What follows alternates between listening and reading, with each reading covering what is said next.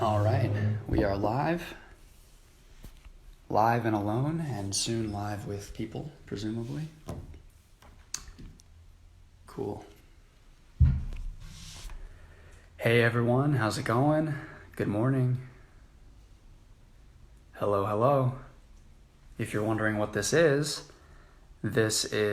a preliminary intro to the series of meditations that I'm going to be giving in the coming days, starting tomorrow. So I'm calling this day 0 of the meditation series. And it's not an actual meditation, so you can just hang out here with me. No need to get your eyes closed or anything like that. We'll start that tomorrow. But today I wanted to go over FAQs and kind of set you up so that you can start tomorrow if you want to start the meditation series with confidence. So in order to do that, I'm going to turn it over to the lovely Kaylee. Hello, Kaylee. Hello. And she will film me as I go through what today is about and introducing meditation. And I see that I already got the question that comes up really frequently, which is how I got into meditation, how it started for me. So I've told it a few times on a few lives, but the short version is that, around the time of Survivor Cambodia, actually, I was experimenting with meditation.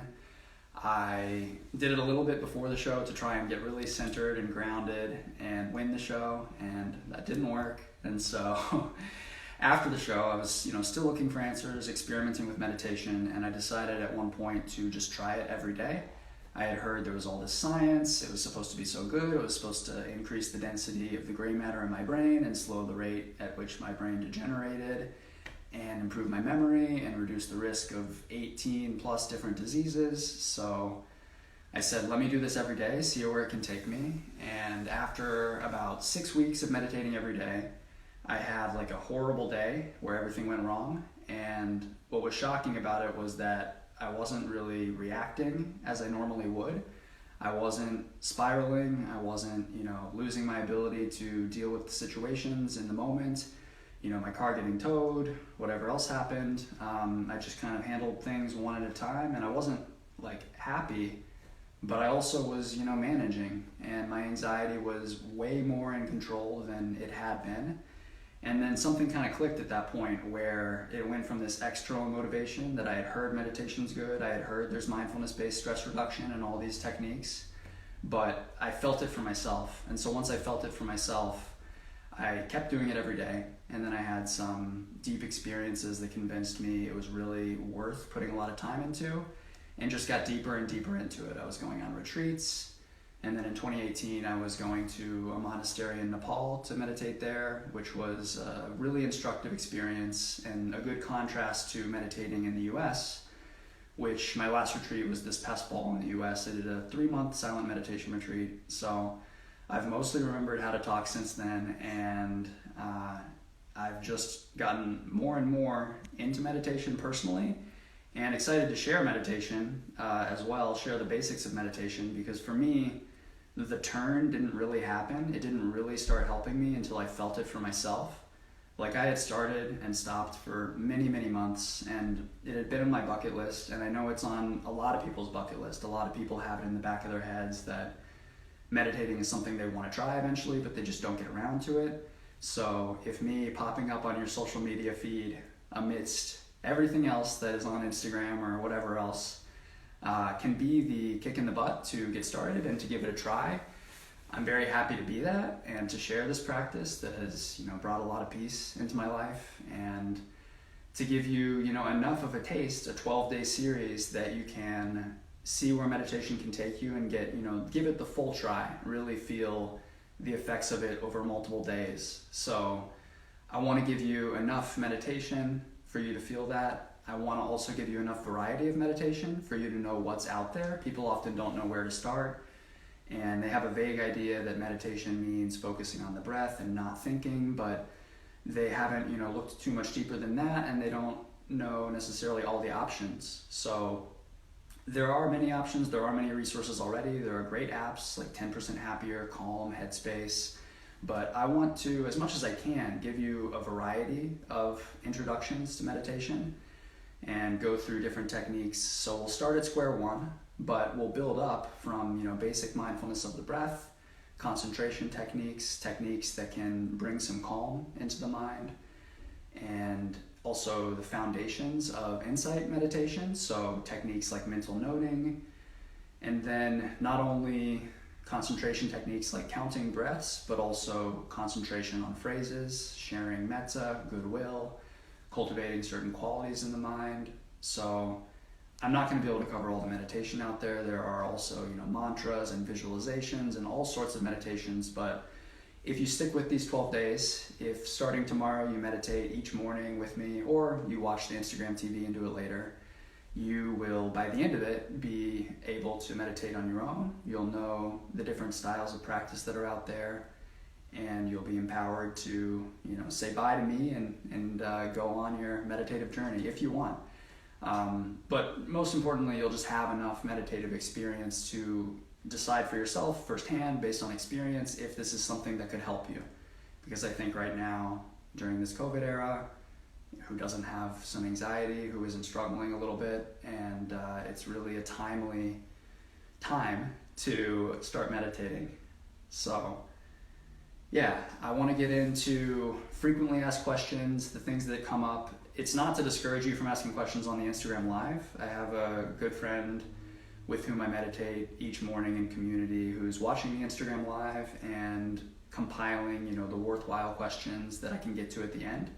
So I will get to those at the end, just like I'll do at the end of every meditation. So in the coming days, after each meditation, for 5 minutes at least, I'll answer your questions, interact, and try and make sure you're able to practice. And if you're interested in, meditating long term and in this idea of meditating in community that I mentioned, there is a link in my bio. And if you think you might end up being a dedicated practitioner, doing it regularly, and you want to stay in the loop with what I'm doing with meditation, you can sign up there.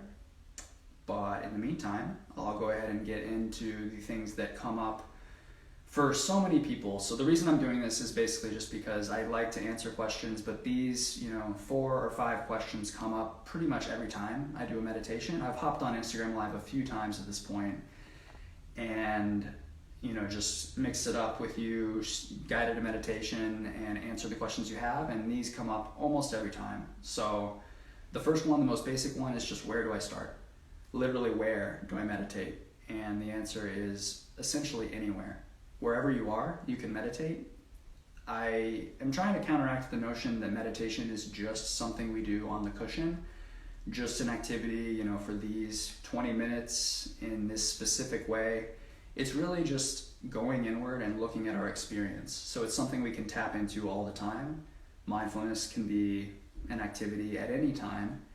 And the Thai forest master Ajahn Chah said, if you have time to breathe, you have time to meditate. So you can go for short amounts of time, you can go in the car, you can go at home, but you probably do want to go based somewhat off of where specifically you can sit. So in a chair, on a couch, you want to make sure you're comfortable, and you can do more than just sit. We're going to focus on sitting because that's an easy way to start, but you can do walking practice, which is actually a really powerful practice.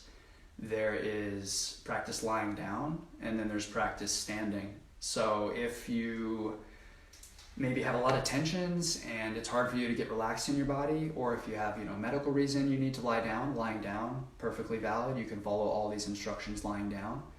If on the other hand, you are really sleepy and you're kind of dozing during these sits, you can meditate standing up. It looks kind of goofy, but I was on retreat this past fall and people were doing it all the time, just standing here, meditating, standing up. So that'll keep you alert, and it's a good posture as well. But to focus on the sitting, you want to sit, somewhere where you're both comfortable and alert. So you want to be both relaxed and upright. So you want to find the right balance between those two. It might not be just like lounging on the couch. It might be. You can do great practice this way, but often if you're sitting like this, you're going to get a little bit tired. You're going to maybe not have the most alert attention. So ideally, you're not going to use a backrest too heavily. So I'm actually just going to walk you through quickly the different meditative postures so you can figure out what's right for you and make sure you're set up for tomorrow. So, I'm going to have a last sip of tea first. Anything interesting in the questions? We'll get to questions at the end. Questions that aren't being answered now. But to answer the question of posture, I'll take you into the practice room here. So obviously, I'm lucky to have a practice room and to have a room dedicated to this. But you can meditate in any room, any chair. You just don't want to be using the backrest too much. So if you're in a conventional chair like this, you could just lean a little bit forward and try and have your pelvis neutral rather than backward. So often when we're in a chair, the pelvis is backward and we start to slouch. And there's going to probably be some degree of slouching for you, even if you're on a cushion. But we want to just reduce that as much as we can to stay alert. So a helpful way to do that is actually, if you have it, to use a chair with no backrest. So this is probably what I'll use for a lot of the meditations. There's nothing wrong with sitting in a chair. I'm going to go through all the positions on the floor and using a cushion, and that's the image of meditation. That's what you've seen when you see those magazines of flawless, clean-looking women in their 30s, looking blissful with their hair pulled back, smiling. But, meditation's for anyone, and meditation also can look any certain way. So chair is perfectly fine. Use a chair if that's what's best for you, and use a backrest minimally, and then have your pelvis neutral. So if you want to get into what's a little bit sturdier, because the legs dangling here can just reduce concentration slightly sometimes, although, whatever you get used to, you're going to be able to meditate, so you shouldn't worry too much about this. But if you want, you can sit on a cushion and be a little sturdier. The big thing with sitting on a cushion and on a chair, actually, so here my knees and hips are about the same height, so it's fine. But if your knees are higher than your hips, you're going to reduce your circulation and often have things falling asleep. So your feet might fall asleep, your legs might fall asleep. And if that's happening for you in a chair or on the floor, you might want to prop yourself up with a cushion. So if I were to get into the first pose that I'll show you, which is just the easy pose, basic pose with your feet under your legs. Here, my knees are a little higher than my hips. So I've sat like this before and had things fall asleep. It's not the most ideal without a cushion. So if you can use a cushion, you have to experiment, as I have, with figuring out what cushion's going to be the right height. But if you have a cushion you can use to get your hips higher than your knees, then that easy pose is going to at least get your hips the same height as your knees. And you can, put a pillow under here or under here if you need to support yourself. If you have knee pain, knees are the most common thing that gets injured in meditative postures. So you want to be very sensitive to that. Very sensitive to your knees, very sensitive to your back, sensitive to your hips, although your hips are usually going to be more fine. But just take care and don't injure yourself. So if this is comfortable, if this is good, and if your hips are, somewhat open, you can go into what's called the Burmese posture. So the Burmese posture, we're going to tuck one leg, not quite under our groin, but close, and then the other leg in front of it. So we're folding our legs, opening our hips, and using our knees as support here. So it's kind of like a triangle between the knees and the butt on the cushion. You also have your legs supporting you here. So this is a super sturdy posture. This is kind of my go-to posture on retreats. If you are looking for a different one that's pretty similar, you can just move this foot between your thigh and your calf for what's called sometimes the quarter lotus position. And then if you're even more flexible, you can go into the half lotus position, which has this foot on this thigh. And then, as you can see, we're getting to the edge of my flexibility, but you use this knee for support, right? So you're opening your hips even more, putting this knee down, And so this is a half lotus.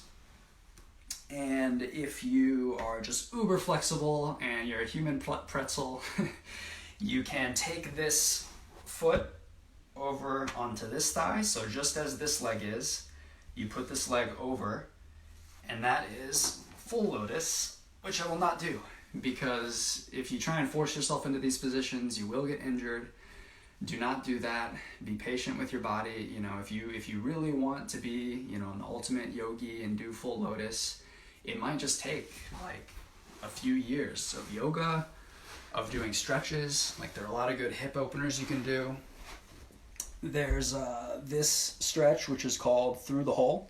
So you can rest your ankle on this knee, reach your hands behind, and then pull. Are you able to get this? I'm trying. Okay. And then pull this leg in and use this elbow here to push this knee out, which really opens up the hip well. So it might just take a while of doing stretches like that. And yeah, some people are just lucky. They're born able to do full lotus, like the camera woman here. Do you want to show them full lotus? Sure. Okay.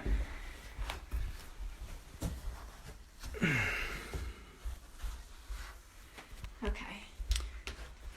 Been practicing this my whole life. It's crazy how kids can just often naturally do this, and then we lose the ability as adults. There it is in all its beauty. So, yeah, full lotus if you want, but there's no like pressure to do any of the later postures I showed you. Just do what you're comfortable with. Probably most of you will be sitting in a chair, and that's perfectly good. You just got to be patient with your body, and you got to be patient with your mind. And the reason I talk about posture this much is because if you're setting a meditation habit, if you're setting a meditation practice, ideally you're going to, be doing it in a similar way, so that you can kind of get a habit going, get in a routine. And this is just a very sturdy way to sit. So, patience with your body, being as still as you can. You will have to move here or there, but if you can be still in your body from this sturdy position, it helps to still the mind. The mind and body are connected. You still one, the other will tend to get still.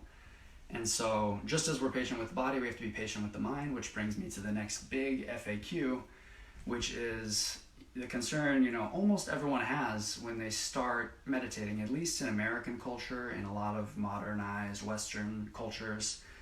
People feel like they're not doing it right. We live in a pretty competitive culture, very performance-based, so we bring that idea of performing well, wanting to excel into meditation, and it doesn't serve us that well, because meditation is just about noticing what is, right? So I often analogize meditating to listening to music.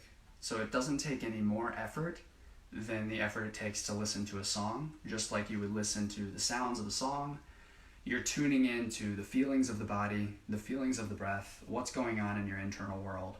So can someone notice a lot more if they're attuned to music? Yeah, but is that person, better at listening to music? Not really.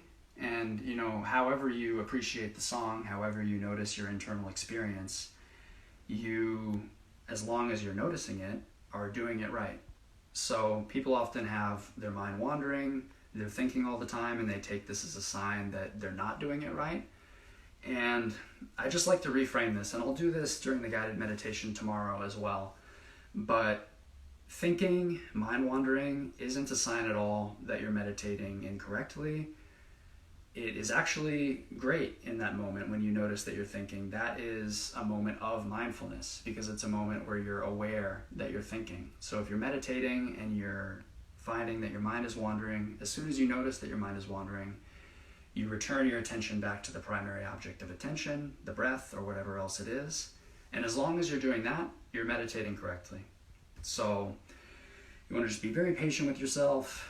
Know that this is a gradual practice. That's why I want to have this series, to have 12 meditations up here for you so that you can jump in and give it a full try. One day might not be enough to really tell firsthand from experience if this is going to help you. 12 days still might not be enough, but it's much better, and it definitely might be a full enough taste of meditation to get a sense of what could happen, because it takes time to figure out, to see how your mind works, and to see, what you can let go of, what subconscious things you have going on. I had so many subconscious patterns and mental schemas that were making me unhappy, that were perpetuating feelings of shame or feelings of, just not allowing myself to relax, to have fun. And as I started to notice that, it was pretty jarring. Like, I noticed, as I got more and more mindful, one thing that I noticed was that whenever I heard like laughing in the distance, there was this subconscious part of me that was like scared that the laughing was at me, right? And that was happening under the surface subconsciously for years. And as I started meditating, suddenly I realized, like, whoa, that's completely not based in reality. That's something my mind is doing for no reason. I can drop that. So it can take time, and hopefully this is enough time to see how it could go. The dailiness of practicing is huge. So if you can stick with this every day, I encourage you, I challenge you to take this on as a meditative challenge, a meditation challenge. Just see if you can do it for these 12 days. Meditate each day and see what happens at the end of it. If it didn't do anything for you, if you feel like you're better served to just exercise or something else, that's totally valid. You might not have the issues that I had when I got into meditation. It might not be needed, but it might also be very transformative, very helpful, very healing. And so if you can do this 12-day meditative challenge, I think it definitely might be for you. And got a few more very frequently asked questions. One of them is when to practice. So people always want to know, I'm planning out my perfect routine. When is the best time to meditate, the perfect time to meditate? And I have the magic answer for you. The perfect time to meditate is whenever you have time to meditate. So, if you are meditating consistently, the habit's in place, there's no worries about it, and you really just want to know a good time to meditate, the morning is a great time to meditate. It does set a trajectory for your day. It impacts, your relationship to thoughts during the day. Maybe a few more times during that day, you're able to just see a thought as a thought and not get lost in the story of the thought, to be here in this present moment. And that's what meditation is all about. So if you can do it in the morning, great, but the best time to meditate is whenever you have time to meditate. So frequency of meditating, there's nothing particularly magic about every day. It's just a good frequency to be getting consistent with it. And consistency is the biggest factor in practice. So doing it for 20 minutes every day is much better than doing it for 2 hours and 20 minutes once a week, right? And doing it even for 10 minutes twice a day could be a little better than doing it for 20 minutes once a day. So if you want to, really just go balls to the wall with your meditation, you can meditate more than just daily. You can meditate for short amounts of time. So just a minute can count. If you're watching TV, there's commercials, you want to mute it and just sit for, literally 1 minute. Follow your breath. That's useful. That can ground you in the body. You can be more embodied. You can be less reactive just from a very short amount of practice. I have a friend in a Tibetan tradition who the monastery he was at in India encouraged them to sit in like 3-minute sessions at the beginning, 5 times a day. And I can understand why, because often we have frustrations. The mind, when we first look into it, the mind is really wild. So we can approach it in small chunks. I'm unfortunately not going to be able to hop on Instagram Live 5 times a day, so once a day is a great place to start. But yeah, that's it for when to practice, for frequency. And then if you are one of those people who does want to go really hard with it and wants to go on retreats, retreats are a great opportunity. I also just like to point out at the beginning that they're a risk as well. So we have a super positive view of meditation, and it is warranted. Meditation does all those positive things you hear about. It has all those benefits. They're great. But also, if you go into the deep end of meditation, you have to remember that this isn't a secular practice from the beginning. It didn't start as a secular practice. It started as, something Buddhists were doing in a pre-literate society in 500 BC. And even before that, the, Vedic schools were meditating, doing contemplative practices, and the goal was to transcend the self. It was to eliminate the sense of self. So that's very existentially threatening. And you can get a lot of the benefit without that risk and without that existential anxiety. And I'll show you the techniques that are really good to get this without this. But if you're going deep or if you're jumping into retreat, you just have to be aware that this is there and that meditation can pose challenges. So Goenka retreats are very common. And they're a great retreat if you're looking for a meditation retreat. It's where I went on my first retreat. They have these 10-day retreats. They're very intense. They're very rigid. And you get clear, powerful results, but also you can get into tough territory. So if you want more nuance and to hear more about the nuances of the benefits of meditation, the risks, you can check out a 6-hour podcast that I released on my podcast, Redeeming Disorder. And that probably has more nuance than you would ever care to know. So for the 1 or 2 of you who want to do that, that's there. But for the rest of you who are just checking out meditation, that's pretty much it for the very frequently asked questions. Those are the things that come up often and early and that can pose challenges and that I just wanted to address at the beginning so that you're aware. And I am now ready to do what I'll do at the end of every session, which is just to, go back and forth with you. I can take the phone back. Thank you, Kaylee. Of course. And answer your questions here. So I'll do this each day and hopefully help with anything coming up. I see a lot of LOLs. Yeah, it's what works for you. Nice. Sitting, standing, lying down, walking. Walking practice I would love to get more into. It's just a little more involved. So if you are curious about walking practice, you can look up Mahasi Sayadaw. Has good instructions for it. But again, that's kind of the deep end of meditation. So let's see what questions we've got. So Amy Goes Pop says, if starting a daily practice, what dosage is recommended? Once a day? How long per sit? We kind of covered that, so you just kind of have to feel it out for yourself. Dexter says, what recommendations can you give for positioning the hands? So positioning the hands, it is pretty flexible. I started out putting my hands on my knees, and that worked well. That can keep the chest up and is sturdy. You can also put your hands into what's called a mudra. So people often talk about mantras, sa, ta, na, ma, or whatever mantra, be present, be here right now, here, now, this. But then a mudra is kind of like the physical parallel. And yeah, if you could help me again, thanks. Mudra that is effective is just to kind of grasp the hands together like this, rest them in your lap. This is a very relaxed way to have your hands, and I don't want to get into too woo-woo of stuff, but when you have your hands like this, it can contain your energy within your body rather than dispersing it. So yeah, mudras are a good way to go with hand positioning during meditating. What else we got? Any other questions? Do you use sounds or music? No. Silence is typically going to be most effective just because we're trying to notice anything that comes up in our experience. So one of the sense doors is hearing, and if a sound comes up, you want to be, aware of that. You want to notice it. You want to let it go or investigate it depending on what practice we're doing. We'll get into that.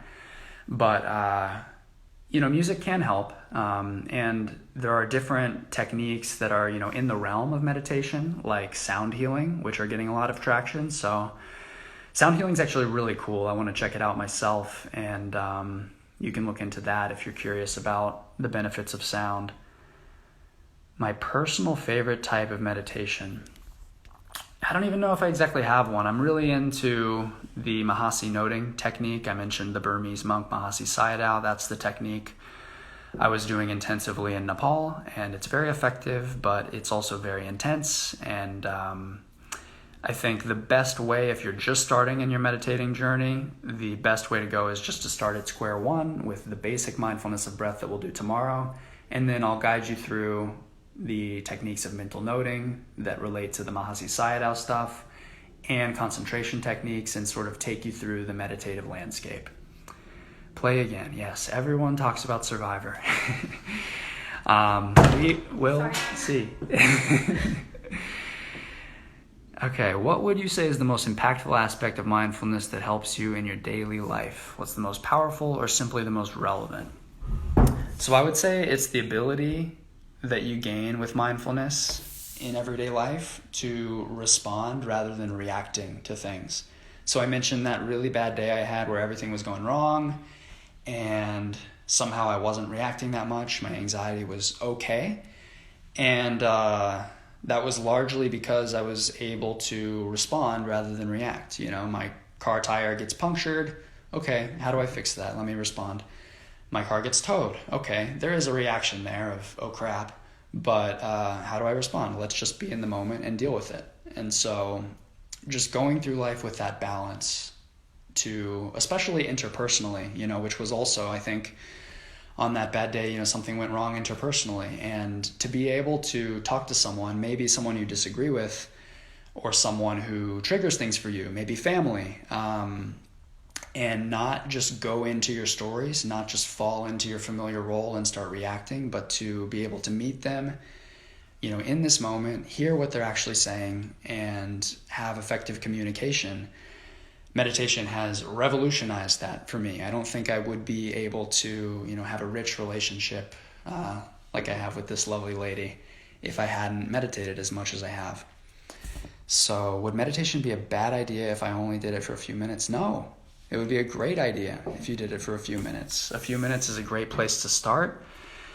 There's a saying, if you don't have time to meditate for 10 minutes, you should meditate for 20 minutes. So I'll revise that and say, if you don't have time to meditate for 10 minutes, you should meditate for 1 minute 10 times or 20 times, you know, just when you can, while you're walking to the car. And it's just being aware, right? So I will be teaching you being on the cushion and this formal practice. It's a useful tool to cultivate these qualities, to start to build mindfulness. But mindfulness is available 24/7. So you can be aware of your body. You can be aware of where you are in this moment, anytime, and as much as you can, anytime you remember. Highly recommend. How can you listen to my podcast, Redeeming Disorder? It's on iTunes. It's on SoundCloud. It is on pretty much any favorite podcast listening app. So if you just search it, you should find it. How can this help with personal anxiety? Why didn't I vote Jeremy out? Because I was a fool. Because I was a damn fool in Survivor Cambodia. How can this help with personal anxiety, though? Yeah, it's not necessarily straightforward to see how it does help, but one way to think about it, Thomas Insel, the head of the American Psychiatric Association, once said that when we're depressed, we're ruminating on the past. We're not here. We're not present. And when we're anxious, we are thinking about the future. We're not here. We're not present. And if you really pay close attention, it sounds weird. It sounds paradoxical. But in this present moment, anxiety doesn't really exist, right? You can be experiencing and struggling with anxiety in this present moment. That's very real. It's very valid. But if you're with the bodily sensations, with your experience in this very moment, if you're present, you'll find you're less anxious. And so it's a process. It's very gradual. The anxiety does not go away overnight. I still have anxiety sometimes. The first few times I was hopping on Instagram Live, I was like, what is this? There are millions of comments just streaming at me, and I was pretty anxious. But meditation isn't about not feeling anxiety. It's about being able to do what you want to do regardless of how you feel, and also about, being present. So if you're present, the anxiety will be a lot more manageable. So, did your stress on Survivor make you want to start meditating? Actually, yeah. Survivor in many ways was the start of this journey. So Survivor, is an intense experience. You're fasting, you're going through extreme hardship, and through extreme hardship, you're bonding with people that you're with 24/7. It causes a ton of introspection, and it made me really go inward, think about, what I value and what issues I have, what emotions are there under the surface that I've been repressing or that I've been avoiding, and to start to face those things. So after Survivor, I really realized the need to do that, and meditating has been a very effective way to do that, as well as many other techniques. There are many paths. There are different yogic practices. There's plant medicine. There are many ways to deal with things. There's therapy, conventional ways of dealing with mental health struggles, or just even if you don't have mental health struggles, trying to have a little more balance, be centered, and cultivate awareness. So Survivor was a part of that. Meditating's been a big part of that. I am very excited to, after sharing so much Survivor, to be able to share the meditation side of this. So let's see if we have any more questions from my friend here who's been watching Instagram.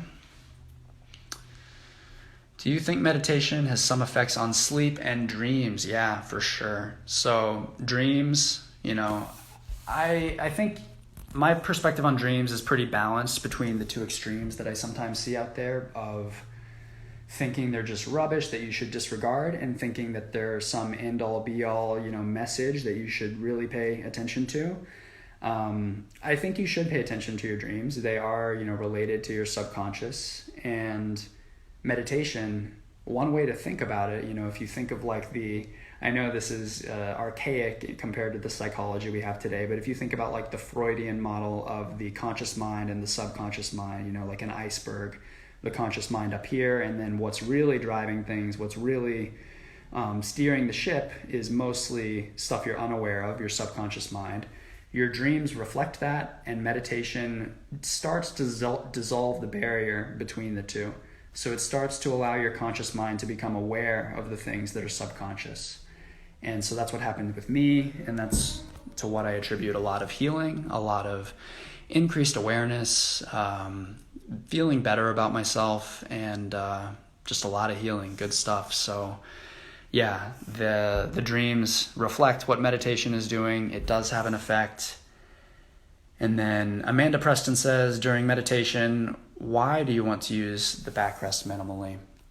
It's not a hard and fast thing. Use a backrest if it's most comfortable for you, if you need the relaxation, if you're a little too uptight sitting upright. But the reason is just because sitting upright, we tend to be a little more alert, and by engaging our core, that's going to help our pelvis be more neutral. It's going to help not necessarily blood flow, but alignment of the spine, and it's going to be better for this energetic body and just noticing what's going on inside. Okay, last question from UMD Bulldogs fan. Can you save this life? Oh, can you save this live? Okay, good. Because that would have been something I wouldn't want to answer and would have to say no to. But can I save this live? Yes. So this will be on Instagram Live TV. I'm going to put this and all the guided meditations in the coming days on Instagram Live TV. So you're going to be able to access it. You're going to be able to practice with me, even if it's not live, even if you're after the fact. If you want to ask questions, please do try and join me every morning at 7 a.m. Pacific time and 10 a.m. Eastern. And that's about it for today. Okay, someone says, I like this side of you. That's good to hear. I'm very related, dude. I'm glad you can show this side because your amazing Survivor career. Yes, okay, cool. So yeah, this is probably a different Spencer than you're used to. I know, it's shocking, right? I changed since I was 20 years old on a reality TV show. Now I'm 28 and I'm a little bit different. I can't believe it. But I'm glad that some of you are vibing with this Spencer, and I hope that some of you will be joining this Spencer for meditation. So every morning, 7 a.m. Pacific, 10 a.m. Eastern.